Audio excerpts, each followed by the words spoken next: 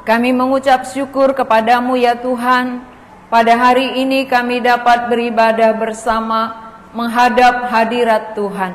Kami bersyukur kami dilayakkan untuk menyembah Engkau, beribadah kepadamu. Biarlah hati kami terbuka untuk menerima kebenaran firman-Mu, sehingga firman-Mu itu dapat menembus ke dalam lubuk hati kami yang terdalam. Dan tiap-tiap jemaat-Mu, baik yang hadir maupun yang mengikuti secara online, mendapat berkat yang sama. Karena Allah kami adalah Allah yang tidak terbatas. Kami siap untuk diisi oleh firman Tuhan. Dalam nama Tuhan Yesus kami berdoa. Amin. Jemaat dipersilakan duduk kembali. Ya, suasananya mendung, lagunya juga slow, akhirnya memunculkan ngantuk ya. Lagunya slow, harinya mendung, jadi kurang semangat dia. Mana tahu hatinya juga mendung ya. Ya, hatinya pun sama biasanya. Kalau hari mendung, hati ikut mendung ya. Baik, kita akan mendengarkan firman Tuhan yang tertulis dari Keluaran pasal 14 ayat 15 sampai 31. Kita akan baca bergantian mulai dari ayat 15 sampai 31. Kaum Adam ayat ganjil, kaum Hawa ayat genap. Keluaran pasal 14 mulai dari ayat 15. Kaum Adam. 2, 3 ya.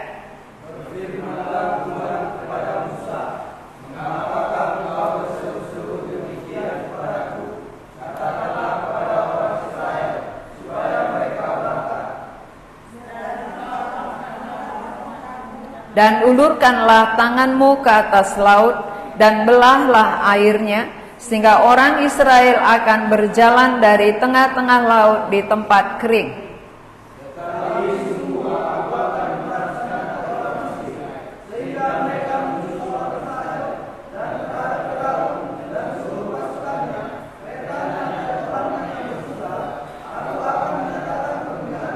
Maka orang Mesir akan mengetahui bahwa akulah Tuhan apabila aku memperlihatkan kemuliaanku terhadap Firaun, keretanya dan orangnya yang berkuda.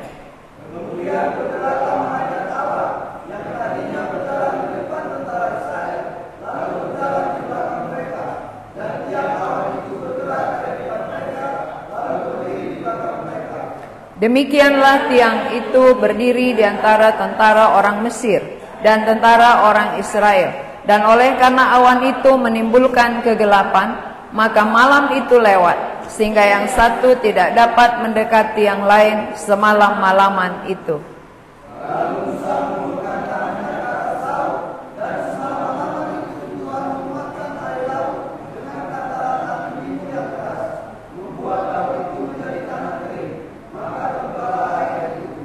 Demikianlah orang Israel berjalan dari tengah-tengah laut di tempat kering. Sedang di kiri dan di kanan mereka air itu sebagai tembok bagi mereka.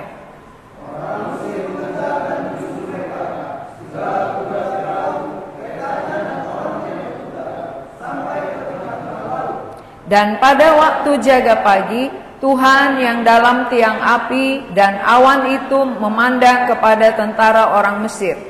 Lalu dikacaukannya tentara orang Mesir itu.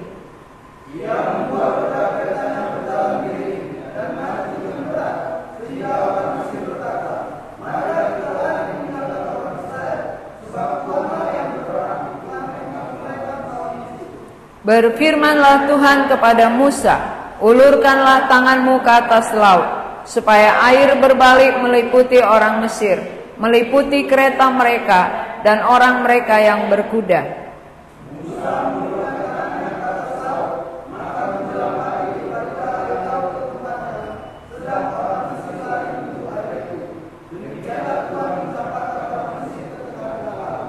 Berbaliklah segala air itu, lalu menutupi kereta dan orang berkuda dari seluruh pasukan Firaun yang telah menyusul orang Israel itu ke laut. seorang pun tidak ada yang tinggal dari mereka.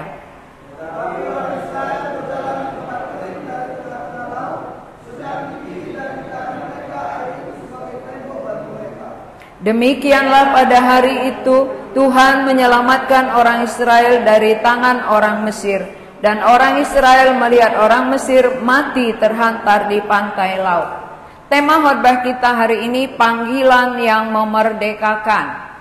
Ada kata panggilan. Panggilan yang memerdekakan itu berarti Allah itu yang memanggil supaya orang yang sedang diperbudak baik oleh bangsa maupun oleh dosa boleh dimerdekakan. Itu artinya bahwa yang berinisiatif, yang memikirkan, yang mengerjakan untuk kemerdekaan adalah Allah. Jadi kemerdekaan bangsa Israel dari perbudakan Mesir karya Allah, pekerjaan Allah, kekuatan Allah. Maka ayat 30 dikatakan, demikianlah pada hari itu Tuhan menyelamatkan orang Israel. Bukan oleh kekuatan mereka, bukan oleh hebatnya mereka, tetapi oleh karena Tuhan. Ini sama halnya dengan kita pada zaman ini. Bagaimana bangsa Israel sedang diperbudak oleh bangsa Mesir, demikian kita sedang diperbudak oleh dosa. Jadi perbudakan itu adalah satu kekuatan. Perbudakan itu adalah satu kuasa. Kuasa yang mengendalikan. Berarti perbudakan Mesir mengendalikan. Perbudakan dosa mengendalikan. Sehingga orang yang dikendalikan tak mampu untuk lepas. Tak mampu keluar. Tak berdaya, tak punya kekuatan, tak punya tenaga, maka perlu pertolongan. Siapa yang bisa menolong? Tentu Allah.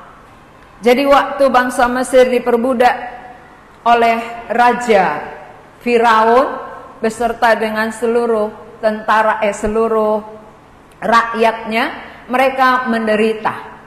Nah, waktu mereka menderita, Allah mendengar seruan mereka, permohonan mereka, jeritan mereka sampai kepada Allah. Maka Allah berencana untuk melepaskan mereka. Dan sesudah mereka lepas, keluar dari Mesir, kita perhatikan ya, waktu mereka keluar dari Mesir,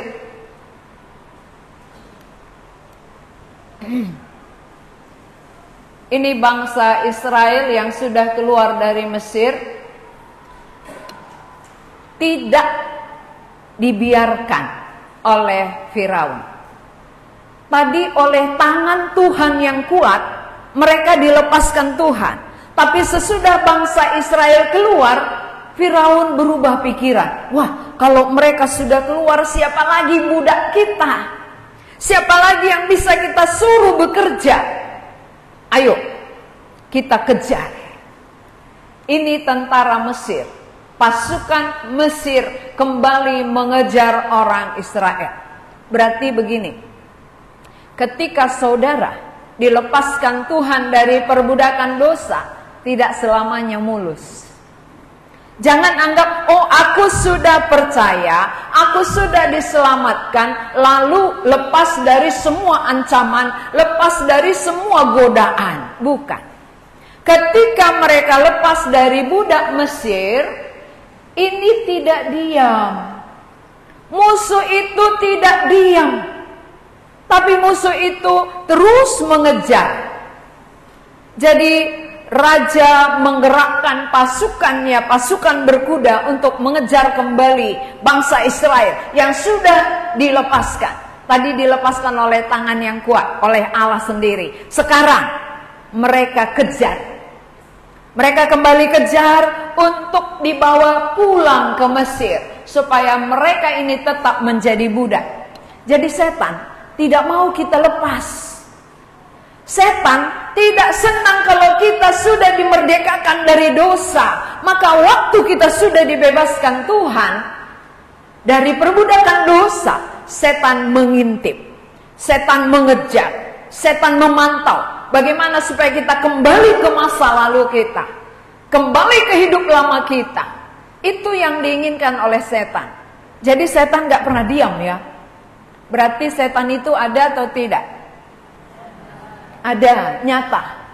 Jangan kira bahwa setan itu hanya bayangan. Setan itu kekuatan.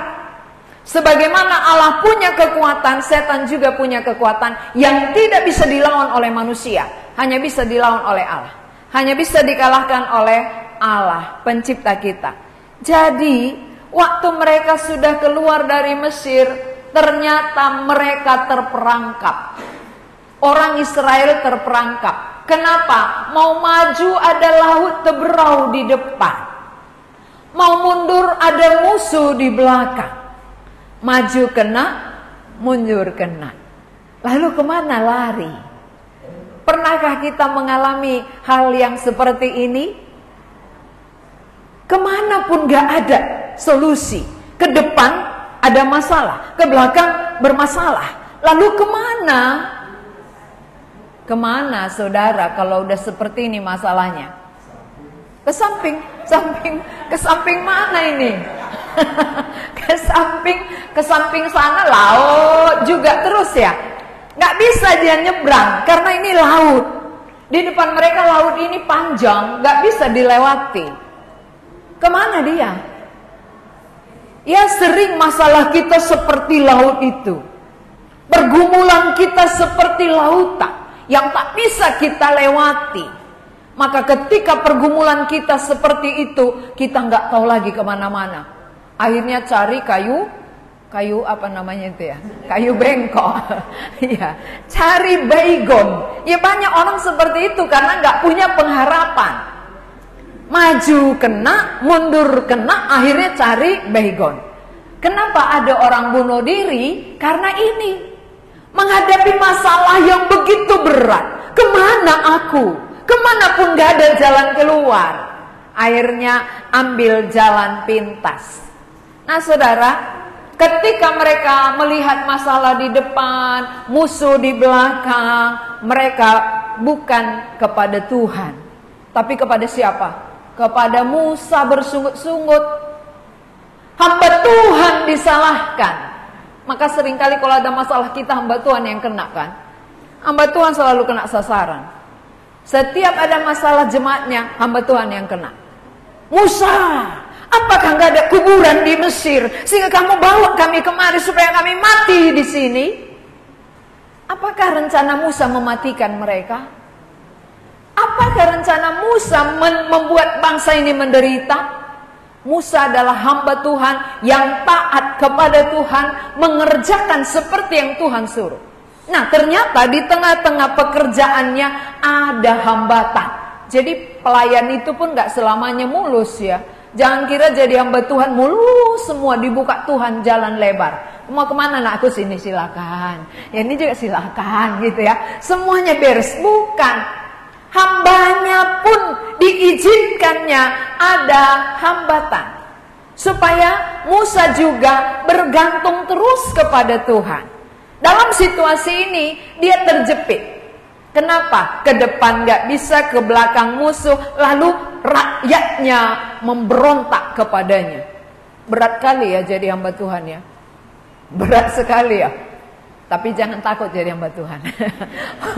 Walaupun berat, tapi selalu ada pertolongan Tuhan. Nah, ketika bangsa Israel bersungut-sungut kepada Musa, maka Musa berdoa kepada Tuhan.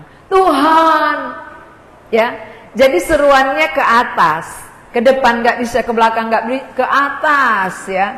Maka kalau macet biasanya dari atas, kan gitu ya. Kalau macet jalan raya, kan sering orang bilang, titik-titik, lewat atas bos, gitu. Nah kita kenapa dalam kehidupan kita yang sulit, mengapa nggak lewat jalur atas? Ya kan? Maunya itu kita ingat, kalau sulit kemana-mana, jalur atas lah. Allah yang bisa memberi pertolongan. Allah yang bisa memerdekakan aku dari dosaku, dari perbudakanku. Ya, akhirnya Musa yang berseru kepada Allah, dan menyerukan semua kesulitan-kesulitan yang dia hadapi. Akhirnya Tuhan mendengar. Jadi kenapa Tuhan izinkan? Ada masalah. Kan bisa Tuhan gak buat musuh datang lagi, atau entah dari mana dia, gak mesti lewat laut Teberau. Bisa kan? Kenapa mesti Tuhan bawa lewat kesulitan ini? Supaya membawa Musa, membawa bangsa Israel bergantung sepenuhnya kepada Allah. Jadi Musa sadar bangsa ini keluar bukan oleh dia. Rakyat juga sadar mereka keluar bukan oleh mereka, tapi tetap oleh kekuatan Allah, pertolongan Tuhan. Itu yang membuat mereka bebas dari budak Mesir. Ya, kita lanjut. Kita lanjutkan gambar berikut.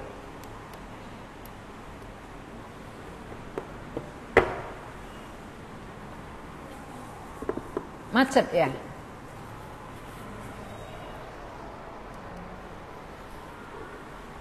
Oh, macet. Bukan hanya lalu lintas yang macet. Makanya sering terlambat PA dan ibadah karena macet. Oke, ini ya, sudah. Kemudian ketika ada hambatan, tantangan, laut Teberau di depan gak bisa dilewati, musuh sudah datang dari belakang, ini musuh akan menangkap dia. Tapi cara Tuhan luar biasa. Cara Tuhan, tadinya ada tiang, ini tiang ya, ada tiang awan berjalan di depan bangsa ini, akhirnya pindah ke belakang. Pindah ke belakang bangsa Israel, maka membuat orang Mesir menjadi gelap gulita. Luar biasa, yang tak terpikirkan oleh manusia, bisa dikerjakan Tuhan. Tiang awan berpindah ke belakang bangsa Israel, membuat orang Mesir tidak bisa mengejar orang Israel karena gelap menutupi mereka, maka mereka nggak melihat lagi orang Israel, nggak bisa lagi mengejar mereka. Satu malaman. Jadi satu malaman itu mereka berjalan dalam kegelapan, nggak bisa ya melihat. Tiang awan yang berada di depan bangsa Israel pindah ke belakang, sehingga orang Mesir tidak dapat mengejar orang Israel. Saudara, sering dalam kehidupan kita kayaknya nggak ada lagi pertolongan, tetapi Tuhan luar biasa, pada seketika bisa memberikan pertolongan. Bukan seperti yang kita pikirkan, bukan seperti yang kita harapkan, tetapi dengan cara Tuhan, supaya kita memuliakan Dia. Jadi bisa melalui masalah Allah termulia. Kalau nggak ada masalah tadi, bisakah ada tiang awan di depan mereka ini? Tidak. Ketika mereka punya masalah, terlihatlah pertolongan Tuhan. Ya, kita teruskan. Gambar berikut. Lalu bangsa Israel itu, nah kita melihat bahwa ini laut Teberau tadi sudah terbelah dua. Ketika Tuhan, gambarnya terlewati ya. Nah, Tuhan berfirman kepada Musa, "Musa, kenapa kamu berseru-seru kepadaku? Ulurkanlah tongkatmu." Ada diberikan tongkat di tangan Musa ya. Itu menjadi alat membuat mujizat. Waktu dia pakai tongkatnya bisa membuat tongkat jadi ular ya. Waktu dia pukul Sungai Nil menjadi darah. Jadi tongkat itu dipakai membuat mujizat. Nah sekarang tongkat yang di tangannya itu disuruh Tuhan, pukulkan ke laut itu. Pukulkan. Jangan kamu berseru-seru, ada kuasa kuberikan kepadamu. Pakaikan itu. Sering orang lupa ya, kalau ada masalah lupa ada kuasa diberikan Tuhan. Ternyata Musa diberi kuasa. Pakailah, kuasa sudah kuberikan kepadamu, tongkatmu pukulkan ke laut Teberau. Lalu dia angkat tangannya, dia pukullah laut itu. Akhirnya ada angin kencang, ya, didatangkan oleh Tuhan. Tiup semalam-malaman itu, airnya memisahkan, ya, memisahkan sebelah kanan dan sebelah kiri, akhirnya di tengah menjadi kering. Laut Teberau di tengah-tengah kering, di sini temboknya air, di sini juga temboknya air. Ini dia, sudah mulai kering. Ini laut, ini laut. Lalu bangsa Israel sudah bisa berjalan melalui tanah yang kering itu.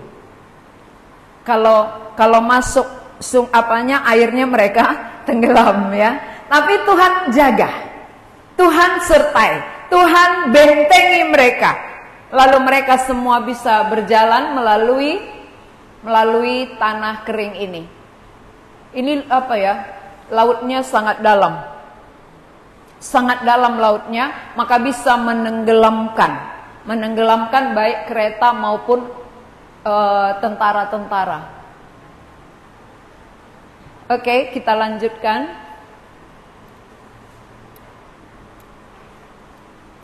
Inilah bangsa Israel tadi dipimpin oleh Musa di depan, ya.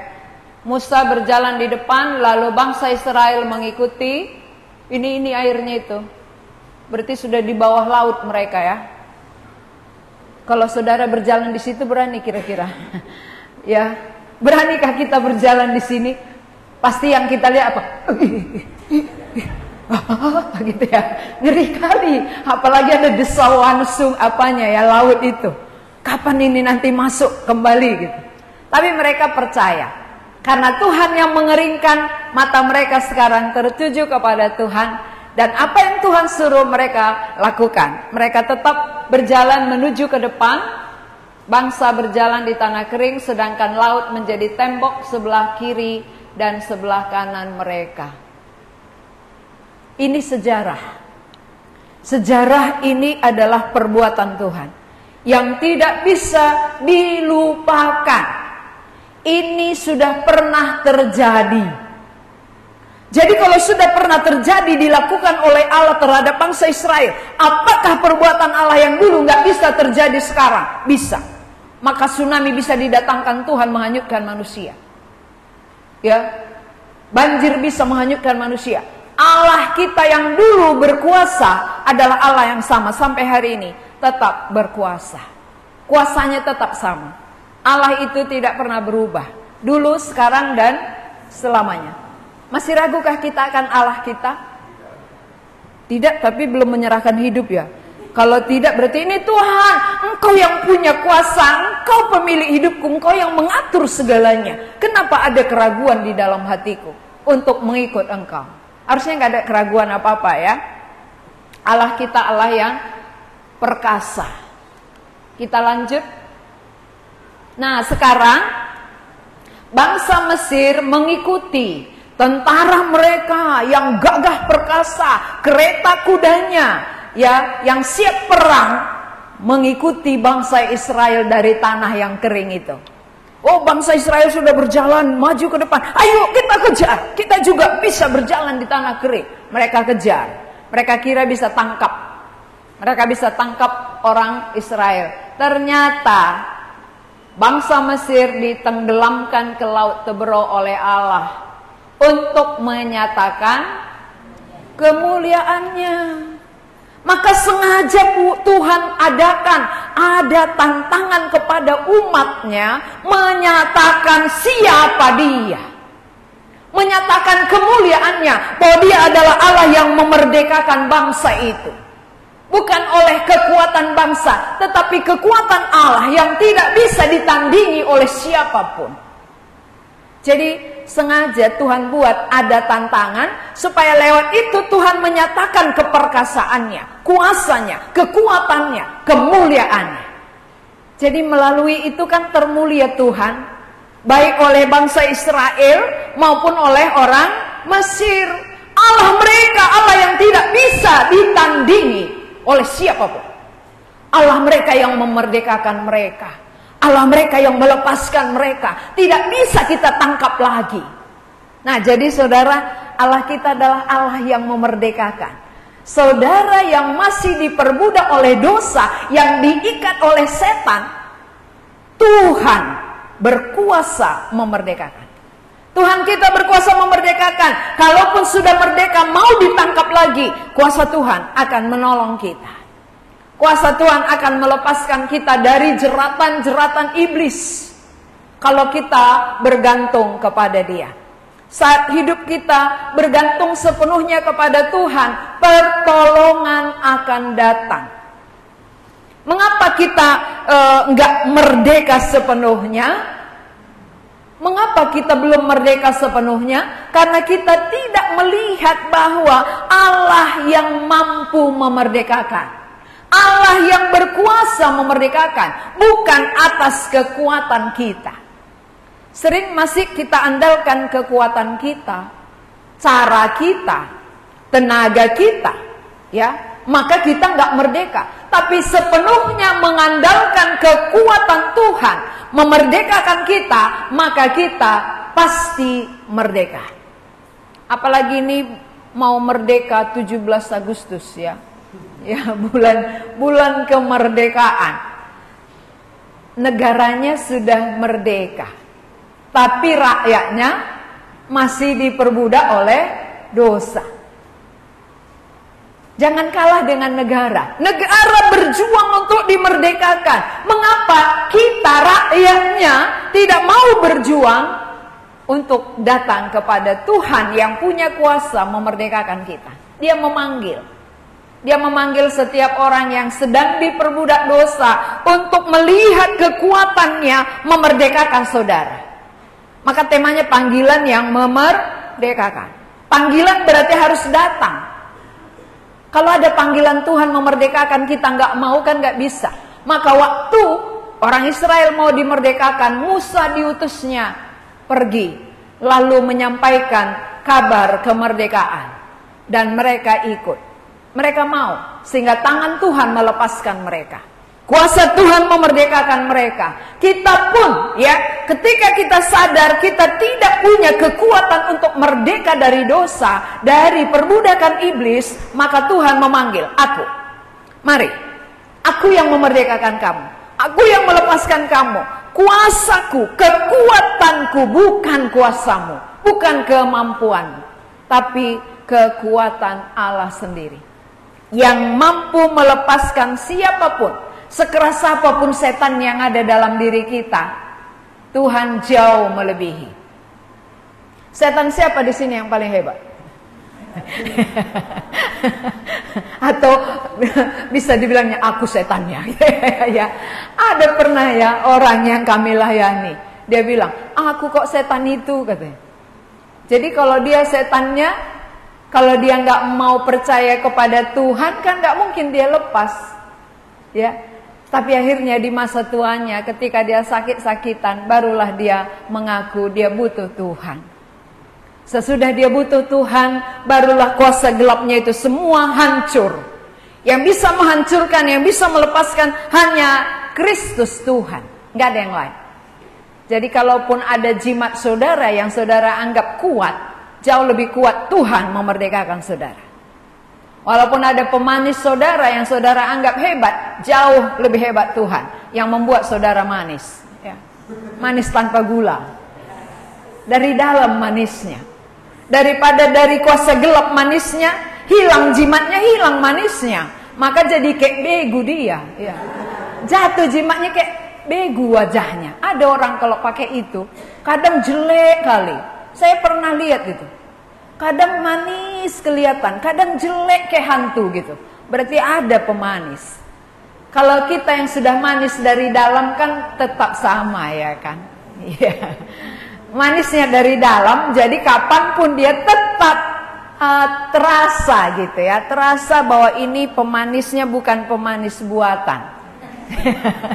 Pemanisnya adalah pemanis yang asli dari Allah. Allah itu sendiri yang membuat manis. Iya. Maka Marpin makin pintar dia sesudah dia beriman. Sesudah dia beriman makin pintar, berbicara juga makin pintar dia. Pakai baju baru ya, ganteng kali kau Marpin. Saya bilang, iya, Biring juga makin cantik. saya nggak pakai baju baru kok cantik. Iya, dari dalam katanya. Jadi dia udah bisa melihat dari dalam gitu ya, bukan dari luarnya. Baju cantik pun kalau dari dalam nggak manis ya tetapnya nggak cantik. Iya. Jadi saudara mau ganteng, manis, tanpa pemanis buatan ya, kalau dimerdekakan dari dosa dan setan. Setan itu menguasai, tetapi Allah datang memanggil saudara untuk memerdekakan. Kalau kita tahu, kita sadar, kita terikat dan butuh pertolongan, datanglah kepada panggilan Tuhan. Tuhan, aku mau, merdekakan aku. Hanya Engkau yang bisa memerdekakan aku dari dosaku ini, dari keterikatanku akan main game ini, dari keterikatanku akan film-film porno ini, dari keterikatanku akan hal-hal yang jahat dalam pikiranku. Engkau mampu melepaskan aku. Yakin Tuhan mampu melepaskan saudara dari semua keterikatan? Ya, sebesar apapun ikatannya Tuhan gampang melepaskan. Ya, dari kecil pun kita sudah dalam kuasa kegelapan, Tuhan mampu memerdekakan kita. Allah memanggil saudara supaya Dia yang memerdekakan. Jangan coba memerdekakan diri sendiri. Sampai mati tidak akan bisa. Ya, sampai saudara mati tak akan pernah saudara merdeka. Hanya Tuhan yang mampu memerdekakan. Dengan kuasanya, seperti bangsa Israel tadi ya. Bangsa Israel itu dimerdekakan oleh Tuhan ketika semua anak sulung bangsa Mesir mati. Baru raja bilang, pergi. Kan gitu ya. Pergi, nanti kami mati semua. Nah, sesudah pergi kejar lagi. Mau ditangkap lagi. Tapi Tuhan musnahkan di laut Teberau. Walaupun setan terus mengejar-ngejar kita, kalau kita sudah dimerdekakan oleh Allah, Allah yang akan menolong kita, membebaskan, memerdekakan dari semua jeratan-jeratan yang menggoda, menguasai. Ada Allah yang jauh lebih kuat daripada setan, daripada dosa. Kalau dari hati kita mau. Mari baca judulnya biar ngerti.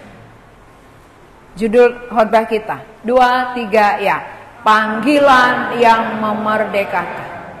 Allah sudah memanggil saudara.